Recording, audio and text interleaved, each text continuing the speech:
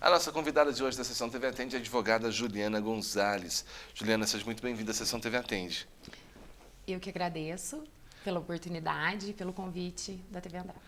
Juliana, hoje quando a gente liga a TV, a gente já há algum tempo vem ouvindo falar sobre feminicídio. É um crime que vem acontecendo com maior frequência e vem até deixando as pessoas assustadas. O que significa isso, feminicídio?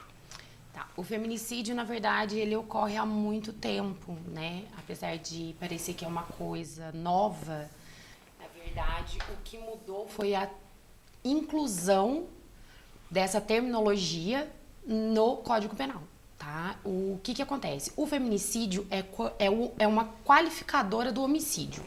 É um homicídio cometido contra uma mulher pelo fato dela ser mulher ou pela condição de ser mulher. E após essa inclusão no Código Penal como uma qualificadora do homicídio, então este nome ele tomou mais ênfase na mídia e na vida das pessoas. Só que assim, é um fato que já ocorria há muito tempo. Então houve essa tipificação, né, essa qualificação deste crime que ajudou inclusive a identificá-lo. Porque nem todo homicídio praticado contra uma mulher, ele é considerado um feminicídio.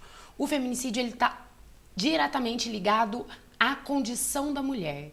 Ela foi morta em virtude de ser mulher ou pela condição de ser mulher. Existem basicamente 2 tipos de feminicídio. Só para a gente poder entender melhor o que é o feminicídio. Existe o feminicídio íntimo, que ele é praticado por um companheiro, por alguém que a mulher tenha um relacionamento. Mas, necessariamente, ele tem que ocorrer em virtude desse desrespeito pelo fato de ser mulher. Eu vou dar um exemplo do que não seria um feminicídio praticado por um marido ou um companheiro. A mulher, ela faz um seguro de vida de um valor considerável. O companheiro, o marido, ele descobre que ele é o único beneficiário e ele resolve matar a mulher em virtude desse seguro de vida. Então, isso não é considerado um feminicídio, porque, na verdade, o que motivou foi o dinheiro, o ganho financeiro. E não a condição dela ser mulher. Agora, um exemplo de feminicídio é quando já existe um relacionamento abusivo, quando a pessoa, o companheiro... Eu tô falando companheiro, mas não necessariamente precisa ser um homem para praticar o feminicídio, tá? O feminicídio, ele é praticado contra uma mulher, porém, o agressor... Quem comete o crime não necessariamente precisa ser um homem. Uma mulher pode cometer um feminicídio. Para se enquadrar como feminicídio, tem que ter um histórico de agressão? Seja ela verbal, física? Não necessariamente um histórico, tá? Vai ser determinante a condição como aconteceu. Pode ser uma coisa pontual, que aconteceu naquele momento. Mas as estatísticas mostram que já vem de um processo de um relacionamento abusivo, onde há violência, não só física, como verbal, psicológica, e sempre colocando a mulher numa posição inferior ao homem. O homem não aceita a igualdade da mulher. Então, isso é uma característica muito forte no feminicídio. Mas não obrigatoriamente tem que haver esse abuso contínuo. Pode ser um ato isolado, de uma pessoa que nunca apresentou. Mas se ela foi motivada por uma questão que envolve o fato de ser mulher, o que acontece muito, a mulher decide terminar o relacionamento e o homem não aceita. Ele não foi violento, não havia um abuso, mas foi uma decisão dela. E ele entende que ele tem uma posse sobre ela. Então, ele comete esse homicídio, é um feminicídio. No caso, o que alterou na legislação agora com o feminicídio? o que, além do aumento da pena, né? Porque quando assim a gente fala que houve uma qualificação, a pena é bem maior em relação a um homicídio simples. Então houve um aumento da pena, tá? O feminicídio, a pena é de 12 a 30 anos. Então já é uma pena maior. E também foi enquadrado como um crime hediondo. Que o crime hediondo, ele tem algumas limitações, assim, no caso de progressão de pena, que seria a passagem do fechado para o semiaberto. Então, ele é mais rígido nessa progressão e em outras questões também, tá? E isso tem como objetivo tentar também diminuir. Então, se você agrava, né, a pena, é um motivo também, talvez, para diminuir. Só que aí entram outros fatores, que seria a impunidade, o sistema carcerário, uma série de outros fatores.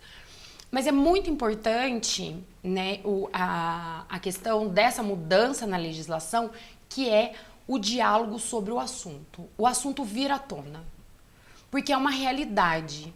O direito, ele trabalha muito em cima das mudanças que existem na sociedade. Ele tem que ser dinâmico, né? Tanto a lei, a criação de lei, como a aplicação do direito. A sociedade muda, ela não é estática. Então, o direito e a legislação, ela tem que acompanhar. E talvez essa questão das mulheres hoje em ter uma maior autonomia, ter maiores liberdades, fez com que mudasse o quadro, né? Aumentasse a questão do feminicídio. E você colocar isso como algo, diferenciar isso de outros crimes cometidos contra a mulher, faz com que você discuta o assunto e possa mudar essa situação. Porque todos os estudos que existem, né, em relação à violência contra a mulher, que nós já temos a Lei Maria da Penha, que contribuiu muito, né, para esse avanço, para que a mulher tenha uma rede de proteção, ela possa denunciar, e é para que esses crimes deixem de existir, tá? Porque os estudos mostram que são crimes que podem ser evitados. Esses crimes que podem ser evitados. Teve uma alteração aí na legislação, uma campanha maciça dos meios de comunicação, informação, falando sobre o assunto e conscientizando as mulheres, quando perceberem algum tipo de agressão, denunciarem, buscarem ajuda. Isso é uma maneira de evitar que aconteça? Sim, porque... E chegamos ao extremo, né? Isso, não chega ao extremo, que as estatísticas mostram que a maioria desse tipo, né, que é o feminicídio, que a gente está falando do feminicídio íntimo, ele vem de na maior parte das vezes, de uma relação abusiva, tá? Então, assim, a mulher buscar ajuda antes, ela buscar... Hoje nós temos até meios, se você vai fazer um boletim de ocorrência contra uma violência doméstica, uma agressão, existe um acompanhamento da própria polícia. Eles acompanham a vítima para saber se o agressor voltou ao local, antes até do processo seguir em frente. Então já existem algumas questões que já estão sendo, né, tentando evitar. E falar sobre é muito importante. É muito importante. E uma análise, porque quando uma lei é criada, quando você opera o direito, a gente não pode olhar a nossa realidade, tá? Porque é uma realidade de um país todo. Não existe diferença em relação... Não tem muita diferenciação de classe social, acontece em todas as classes. Mas nem todas as mulheres têm uma rede de apoio. Então, de repente, eu tenho uma rede de apoio, então eu falo, não existe. E não é isso. Entendeu? Então, a gente também... Isso faz com que a sociedade analise o todo. E não só o que a gente vive ou o meio que a gente vive. Talvez nós não estamos vendo isso no nosso meio, mas é uma realidade cruel, triste e que deve ser combatida, tá? Uma outra ponderação que eu falei que esse é o feminicídio íntimo. E existe o feminicídio não íntimo, tá? Que seria quando uma mulher, ela também é morta, né? Por alguém que não faz parte, não tem essa relação com ela. Seria um terceiro, um desconhecido. Isso é muito caracterizado, na verdade, é um crime de ódio contra a mulher.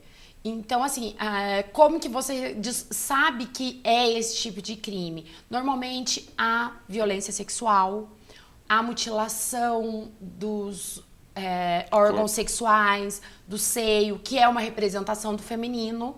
Então, isso também é um feminicídio. Existem outros. É um tema muito complexo, né? Nós estamos fazendo uma visão um pouco genérica, né? De um todo, mas existem... vários outros. Isso, existem várias. Inclusive, existe uma discussão sobre a mulher trans. Um crime cometido contra uma mulher trans é um feminicídio? Existem ainda duas vertentes, né? Uma mais conservadora que entende que não, outra que entende que sim, né? Então, assim, é muito amplo. Isso é muito interessante e muito produtivo. Você falar, você colocar, você estudar. Porque já existem outros estudos para tentar diminuir essa violência contra a mulher. Pelo simples fato de ser mulher. Pela condição de ser mulher. E existem até projetos de lei para que diminua, para que haja outras ações. Mas falar, a sociedade participar, entender o que é, de uma certa forma acreditar que isso é uma triste realidade, mas é uma realidade, faz com que a gente consiga mecanismos para que isso acabe, né? Acabe ou diminua, pelo menos. Tá, joia. Ju, queria agradecer a sua participação, seus esclarecimentos. Com certeza vamos voltar a conversar em outra oportunidade. Eu que agradeço a TV, agradeço a todos que estão assistindo e espero ter colaborado um pouquinho, né? Nessa questão. Muito. Conversamos hoje com a advogada Juliana Gonzalez.